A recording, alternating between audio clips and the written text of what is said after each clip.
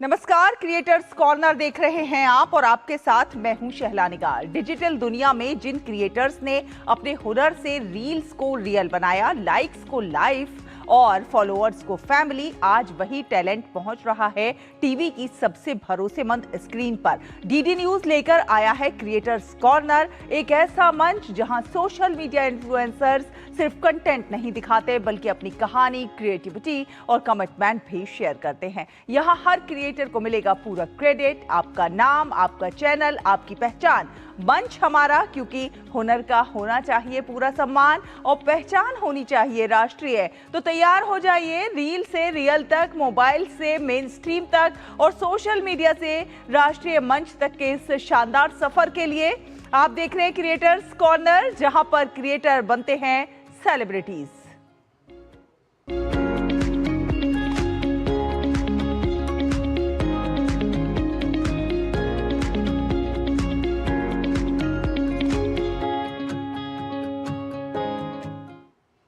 आज का दौर तकनीक का दौर है और इस तकनीक की दुनिया में अगर कोई सबसे तेजी से आगे बढ़ रहा है तो वो है आर्टिफिशियल इंटेलिजेंस यानी एआई।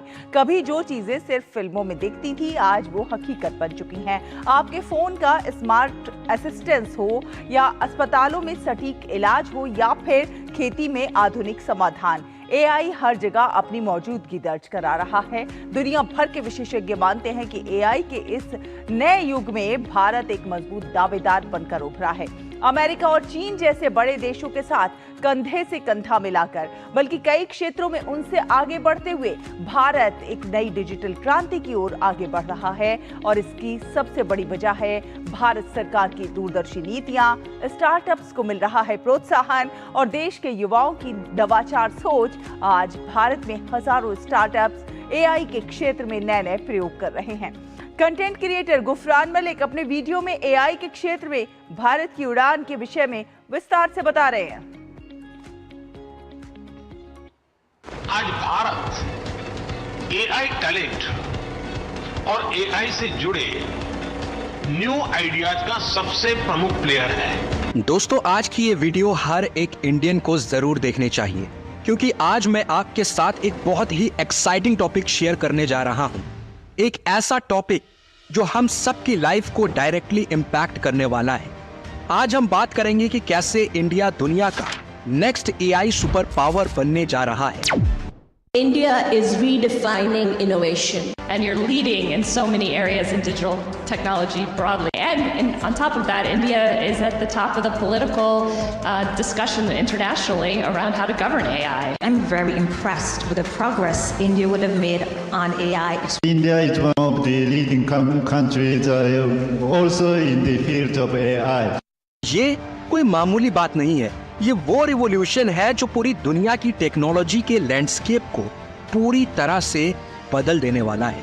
मैं जानता हूँ आप सोच रहे होंगे कि एआई ये तो बहुत कॉम्प्लेक्स टॉपिक है, या फिर आप सोच रहे होंगे कि चाइना और अमेरिका तो एआई में इतने आगे हैं, इंडिया कैसे कम्पीट करेगा। लेकिन मेरे साथ थोड़ी देर रुकिए, मैं आपको 6 सॉलिड रीजंस के साथ प्रूव करके दिखाऊंगा कि क्यों India next AI super power बनेगा और कैसे हमारा देश चाइना और अमेरिका को पीछे छोड़ने वाला है। सबसे पहले एक इंटरेस्टिंग कॉन्सेप्ट समझते हैं। देखिए दुनिया की पावर डायनामिक्स कैसे चेंज होती रही है। जब पहली इंडस्ट्रियल रिवॉल्यूशन आई तब ब्रिटेन ने दुनिया पर राज किया। स्टीम इंजन, फैक्ट्रीज, ये सब उनके पास थे। फिर दूसरी इंडस्ट्रियल रिवॉल्यूशन में अमेरिका आगे निकला, इलेक्ट्रिसिटी और मास प्रोडक्शन की वजह से। डिजिटल रिवॉल्यूशन ने चाइना को सुपर पावर बना दिया, मैन्युफैक्चरिंग और टेक्नोलॉजी प्रोडक्ट्स की वजह से। लेकिन अब एआई का टाइम आ गया है। आर्टिफिशियल इंटेलिजेंस यानी मशीन्स जो इंसानों की तरह सोच सकती हैं, समझ सकती हैं और सीख सकती हैं। और इस बार इंडिया के पास कुछ स्पेशल है। पीएम मोदी ने इसे बहुत खूबसूरत तरीके से एक्सप्लेन किया। भारत के पास डबल एआई पावर की एडवांटेज है। उन्होंने कहा कि इंडिया के पास डबल एआई पावर है। पहला एआई आर्टिफिशियल इंटेलिजेंस, दूसरा एआई एस्पिरेशनल इंडिया यानी 1.4 बिलियन इंडियंस की ड्रीम्स और एस्पिरेशंस। इस वीडियो में मैं आपको स्टेप बाय स्टेप समझाऊंगा कि ये कॉम्बिनेशन कैसे इंडिया को दुनिया का एआई लीडर बनाएगा। सबसे पहले आपको समझना होगा कि इंडिया ने एआई रिवॉल्यूशन की फाउंडेशन कैसे तैयार की है। सिंपल एग्जाम्पल से शुरुआत करते हैं। याद कीजिए 10 साल पहले का टाइम। तब आप कैश लेकर चलते थे, बैंक जाने के लिए लाइन में लगते थे, लेकिन आज आप 10 रुपए की चाय भी यूपीआई से पे करते हैं। ये ट्रांसफॉर्मेशन इतना स्मूथ हुआ कि हम नोटिस भी नहीं कर पाए। इंडिया के डिजिटल ट्रांसफॉर्मेशन की पावर को समझिए। हमारे पास 820 मिलियन एक्टिव इंटरनेट यूजर्स हैं। ये नंबर अमेरिका की टोटल पॉपुलेशन से 2.5 गुना ज्यादा है। 78% इंडियंस के पास स्मार्टफोन्स हैं और ये पूरे वर्ल्ड के डिजिटल ट्रांजैक्शंस का 50%, यानी आधा हिस्सा सिर्फ इंडियंस हैंडल करते हैं। अब मैं आपको बताता हूँ कि ये नंबर्स क्यों इंपॉर्टेंट है। देखिए, एआई के लिए 3 चीजें बहुत जरूरी। पहला, डेटा। जितना ज्यादा डेटा उतनी बेटर एआई। दूसरा, डिजिटल इंफ्रास्ट्रक्चर, इस डेटा को प्रोसेस करने के लिए। तीसरा, यूजर्स, जो इस टेक्नोलॉजी को यूज करें। इंडिया के पास तीनों है, वो भी वर्ल्ड क्लास लेवल पे। आधार सिस्टम की ही बात कर लें, जब अमेरिका और यूरोप के साइंटिस्ट डिजिटल आइडेंटिटी सिस्टम पर रिसर्च कर रहे थे, तब इंडिया ने दुनिया का सबसे बड़ा बायोमेट्रिक सिस्टम सक्सेसफुली चला दिया। एक और एग्जाम्पल देखिए, चाइना को अपना डिजिटल पेमेंट सिस्टम बनाने में 15 साल लगे। अमेरिका अभी भी स्ट्रगल कर रहा है और इंडिया यूपीआई से हर मंथ 10 बिलियन प्लस ट्रांजैक्शंस कर रहा है। मतलब हर second thousands of transactions smoothly चल रहे हैं। ये सिर्फ नंबर्स नहीं है दोस्तों, ये है डिजिटल इंडिया की रियल पावर, और यही पावर एआई रिवॉल्यूशन की फाउंडेशन बन रही है। अब आते हैं टैलेंट की बात पे। स्टैनफोर्ड यूनिवर्सिटी ने रिसेंटली एक रिपोर्ट पब्लिश की जिसने पूरी टेक वर्ल्ड को शॉक कर दिया। पता है क्यों? क्योंकि रिपोर्ट में बताया गया कि इंडिया एआई स्किल्स में ग्लोबल लीडर बन गया है। हमारे देश में 4,20,000 से ज्यादा AI professionals innovative solutions create कर रहे हैं। लेकिन ये सिर्फ क्वांटिटी की बात नहीं है, क्वालिटी पर फोकस करते हैं। 59% इंडियन एंटरप्राइजेज ने एआई को अडॉप्ट कर लिया है, जो दुनिया में सबसे ज्यादा है। 2013 में ग्लोबल आईटी वर्कफोर्स का 35% इंडिया में था। आज ये नंबर बढ़कर 50% हो गया है। माइक्रोसॉफ्ट, गूगल, आईबीएम जैसी कंपनीज का लार्जेस्ट R&D हब अब इंडिया में है। ये ट्रांसफॉर्मेशन इसलिए पॉसिबल हुआ क्योंकि हमारे पास न सिर्फ टेक्निकल नॉलेज है, बल्कि प्रॉब्लम सॉल्विंग माइंडसेट भी है। हमारे इंजीनियर्स सिर्फ कोड नहीं लिखते, इनोवेटिव सॉल्यूशंस क्रिएट करते हैं। अब आप सोच रहे हो और इंफ्रास्ट्रक्चर तो ठीक है, लेकिन बड़े प्रोजेक्ट्स के लिए मैसिव इन्वेस्टमेंट चाहिए होता है, वो कहां से आएगा? ये क्वेश्चन इंपॉर्टेंट है और इसका जवाब और भी इंप्रेसिव है। देखिए, दुनिया की सबसे बड़ी टेक कंपनीज ने इंडिया को ऑलरेडी फ्यूचर का एआई हब मान लिया है। माइक्रोसॉफ्ट ने तेलंगाना में $4 बिलियन के डेटा सेंटर्स अनाउंस किए हैं। अमेजॉन ने तो इससे भी बड़ा दांव खेला है, $12.7 बिलियन का इन्वेस्टमेंट क्लाउड इंफ्रास्ट्रक्चर में। ये सिर्फ इन्वेस्टमेंट नहीं है, ये है दुनिया के टेक जायंट्स का इंडिया की कैपेबिलिटीज पे भरोसा। एनवीडिया, जो एआई चिप्स की दुनिया की सबसे बड़ी कंपनी है, उसने रिलायंस, टाटा ग्रुप और एयरटेल के साथ पार्टनरशिप की है। एनवीडिया के सीईओ जेनसन हुआंग ने कहा है कि 2025 में इंडिया कंप्यूटिंग कैपेसिटी में 20 गुना की ग्रोथ दिखाएगा। सिंपल वर्ड्स में समझे तो जो पावर 20 साल में डेवलप होनी थी, वो 1 साल में होने वाली है।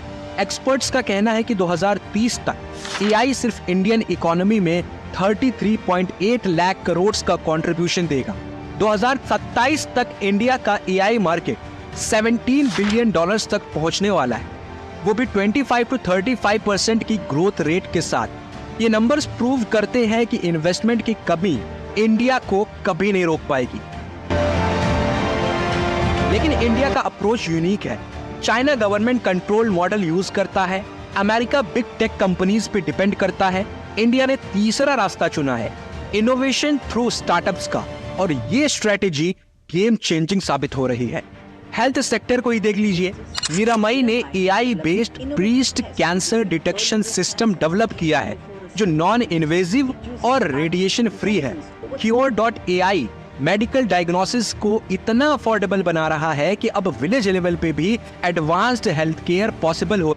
गवर्नमेंट का स्वयं प्लेटफॉर्म डिजिटल एजुकेशन को हर घर तक पहुंचा रहा है। फ्यूचर टेक्नोलॉजीज में भी इंडियन स्टार्टअप्स ग्लोबल लीडरशिप दिखा रहे हैं। एग्रो स्टार एआई का यूज करके एग्रीकल्चर सेक्टर को ट्रांसफॉर्म कर रहा है। ये स्टार्टअप प्रूव कर रहे हैं कि इंडिया अब सिर्फ सॉफ्टवेयर सर्विसेज नहीं बल्कि कटिंग एज टेक्नोलॉजी क्रिएट कर रहा है।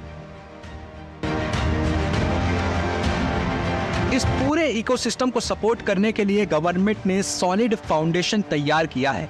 मोदी गवर्नमेंट ने क्लियर मैसेज दे दिया है कि AI is not just a technology, it's a movement. और इस मूवमेंट को जमीन पर उतारने के लिए इंडिया एआई मिशन लॉन्च किया गया है, जिसमें 10,000 जीपीयूज की प्लानिंग हो रही है और national data management office establish किए जा रहे हैं।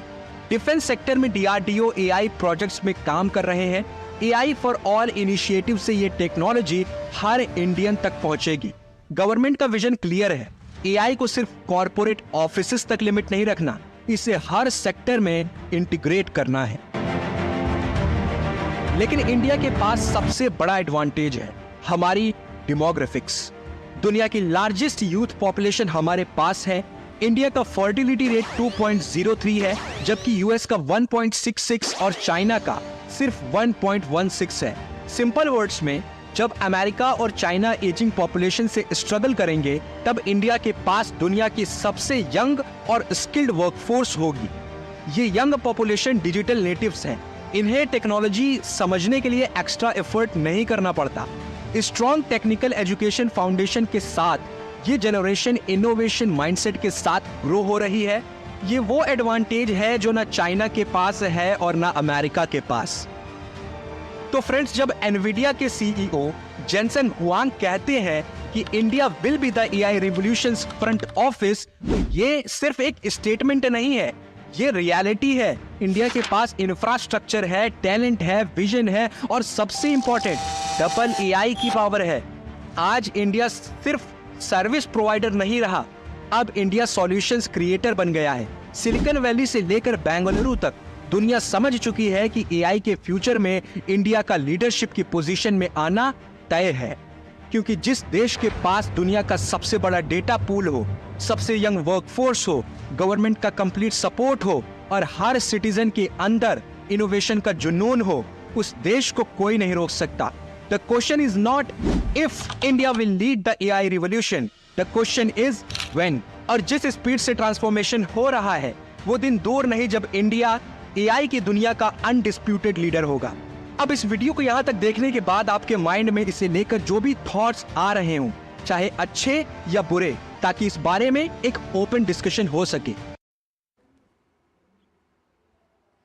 और इसी के साथ क्रिएटर कॉर्नर में यहां पर वक्त एक छोटे से ब्रेक का।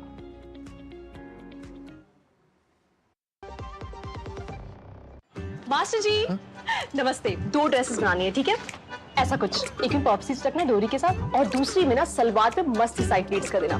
शर्ट को एकदम शॉर्ट लेंथ रखना क्रॉस प्रिंटेक्स के साथ और दुपट्टे पे ना स्कैलप्स से मस्त सी फैंसी लेस कर देना। लेकिन मास्टर जी 4 दिन में पार्टी है, बन जाएगी ना पक्का? हो जाएगा। कैसे? Just looking like a wow. Fashion changes हमेशा, उषा हमेशा। जब धरती चीर कर निकलता है लोहे का पत्थर और मिलता है मोंगिया के जोश से, फिर तपता है, पिघलता है और बनता है फौलाद। अब होता है सरिया सारी खूबियों के साथ। मोंगिया स्टील, मजबूत देश का मजबूत सरिया।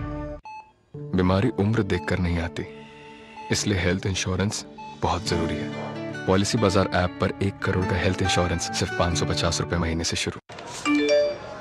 कम समय में ज्यादा मुनाफा, बस 1 क्लिक में। कमाल है। अनजान लिंक्स पर क्लिक मत कीजिए। आरबीआई कहता है जानकार बनिए, सतर्क रहिए। मेरी पसंद, मेरी पसंद, मेरी पसंद, मेरी पसंद, हमारी पसंद, हम सबकी पसंद। मजबूत देश का मजबूत सरिया, मोंगिया स्टील। गोल्डी छोले मसाले, जहाँ जाए रिश्ते बन रहे हैं। गोल्डी लाए हैं फ्रेश लॉक टेक्नोलॉजी जो रखे मसालों को हर समय फ्रेश। ब्रेक के बाद स्वागत है आपका। बीते एक दशक में भारत ने इंफ्रास्ट्रक्चर के क्षेत्र में ऐसी रफ्तार पकड़ी है जो कि पहले कभी देखने को नहीं मिली। सड़कें हो, रेलवे नेटवर्क हो, एयरपोर्ट या फिर डिजिटल कनेक्टिविटी, हर दिशा में विकास की नई तस्वीर उभर रही है। विकसित भारत 2047 के विजन के साथ सरकार ने बुनियादी ढांचे को आर्थिक तरक्की का सबसे मजबूत आधार बनाया है। तो आखिर ये इंफ्रास्ट्रक्चर बूम भारत की अर्थव्यवस्था को कैसे बदल रहा है और कैसे इसके लिए होता है फंड का इंतजाम, इन्हीं सवालों के जवाब दे रहे हैं कंटेंट क्रिएटर इशिता गर्ग अपने इस वीडियो में। क्या आपने कभी सोचा है कि देश में इतने सारे प्रोजेक्ट्स, सड़कें, रेल, एयरपोर्ट, बिजली, ये सब बनते कैसे हैं? इतना पैसा आता कहाँ से? आज हम आपको बहुत आसान भाषा में समझाएंगे भारत में इंफ्रास्ट्रक्चर के लिए पैसा कैसे जुटाया जाता है और इसमें क्या बड़े बदलाव हुए।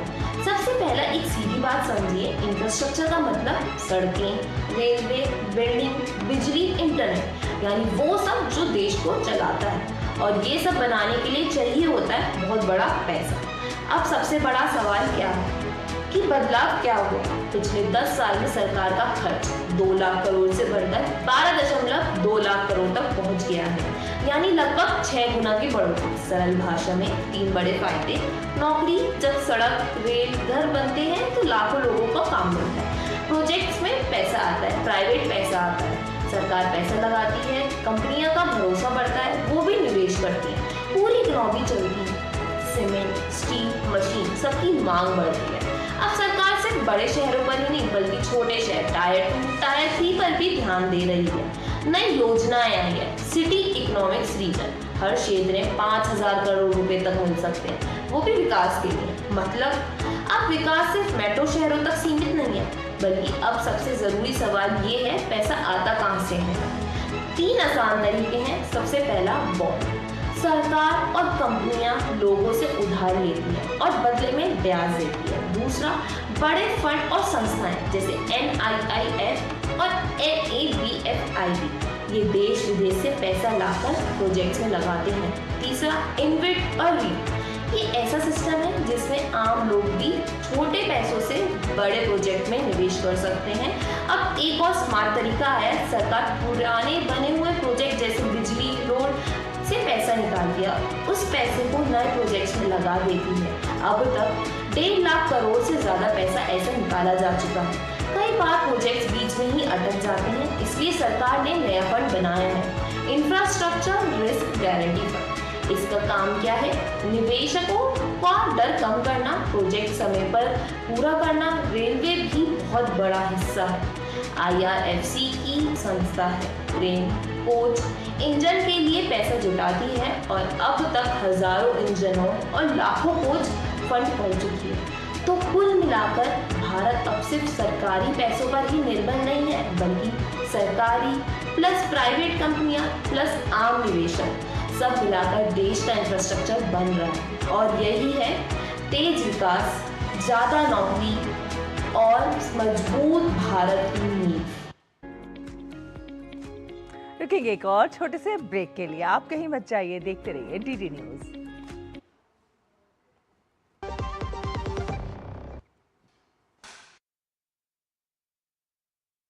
जब धरती चीर कर निकलता है लोहे का पत्थर और मिलता है मोंगिया के जोश से, फिर तपता है, पिघलता है और बनता है फौलाद।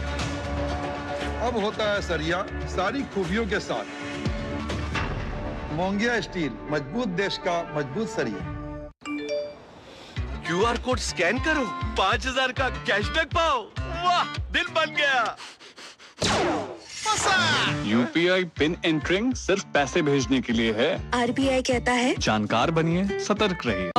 मिलके कदम बढ़ाए, न्याय की राह अपनाए, ना खर्च ना देरी, लोक अदालत देगी राहत गहरी, एक ही दिन में मामला हल करवाए, कोर्ट की भाग दौड़ से बचाए। सुलभ समाधान, सहज प्रक्रिया, घर वापस सुख से जाएं। न्याय में न हो कोई बाधा, 151000 पर सहायता पाएं। लोक अदालत, त्वरित, निष्पक्ष और सुलभ न्याय। मेरी पसंद। मेरी पसंद। मेरी पसंद। मेरी पसंद। हमारी पसंद। हम सबकी पसंद। मजबूत देश का मजबूत सरिया होंगे स्टील। ब्रेक के बाद स्वागत है। आप देख रहे हैं क्रिएटर्स कॉर्नर। क्या आप जानते हैं कि पाम ऑयल दुनिया का सबसे ज्यादा इस्तेमाल होने वाला वनस्पति तेल है? जी हाँ, ये सिर्फ हमारी किचन तक ही नहीं सीमित है, बल्कि हमारी रोजमर्रा की जिंदगी की करीब 50% पैकेट बंद चीजों में शामिल है। साबुन, बिस्किट, लिपस्टिक, यहाँ तक कि अब ईंधन बनाने में भी इसका इस्तेमाल तेजी से बढ़ रहा है। लेकिन सवाल ये है कि आखिर इतना व्यापक इस्तेमाल क्यों, और इसका हमारे स्वास्थ्य, पर्यावरण और अर्थव्यवस्था पर क्या असर पड़ता है? इन्हीं पहलुओं को विस्तार से समझा रही हैं कंटेंट क्रिएटर खुशबू शर्मा अपने इस वीडियो में। अगर मैं आपसे कहूं कि जो तेल आप खा रहे हैं वही कल गाड़ी भी चला सकता है, पाम ऑयल। नाम शायद आपने कभी नोटिस नहीं किया, पर ये आपके बिस्किट्स, चिप्स, चॉकलेट्स और टूथपेस्ट तक में छुपा है। दुनिया के लगभग आधे पैक्ड प्रोडक्ट्स में ये यूज होता है और आपको पता भी नहीं चलता। अब शौक सुनिए, इंडोनेशिया एक ऐसा देश है जो इसी पाम ऑयल से फ्यूल बना रहा है, वो B50 ला रहा है, मतलब डीजल में 50% पाम ऑयल। और ये सिर्फ प्लान नहीं है, जुलाई 2026 से नेशन वाइड लागू होने वाला है। मतलब जो चीज़ आप खा रहे हो वही इंजन में भी चलने वाली है। और इंडिया, हम पाम ऑयल के लिए इंडोनेशिया पर सबसे ज़्यादा डिपेंडेंट है और ज़्यादा मात्रा में पाम ऑयल का कंजप्शन हार्ट हेल्थ पर सवाल उठाता है और नेचर के लिए जंगल कट रहे हैं। पर सवाल ये है कि क्या हम अवेयर हैं या बस आदत से जी रहे हैं? तो अगली बार जब आप कोई भी पैकेट उठाएं तो इंग्रेडिएंट्स ज़रूर पढ़ें। तो इसी के साथ आज के क्रिएटर्स कॉर्नर के क्रिएटिव एपिसोड में बस इतना ही। अगर आपके अंदर भी है कुछ अलग करने का जज्बा, तो आप अपना कंटेंट हमें ddnews.creatorscorner@gmail.com पर भेज सकते हैं, या फिर आप हमें व्हाट्सएप भी कर सकते हैं, क्योंकि क्रिएटर्स कॉर्नर में हर क्रिएटर की कहानी बहुत मायने रखती है और हर आवाज को मिलता है पूरा सम्मान, पूरा क्रेडिट। अगले एपिसोड में फिर मिलेंगे नई सोच, नए चेहरों और नई क्रिएटिव उड़ान के साथ। क्रिएट करते रहिए, प्रेरित करते रहिए और देखते रहिए क्रिएटर्स कॉर्नर सिर्फ DD न्यूज़ पर। नमस्कार।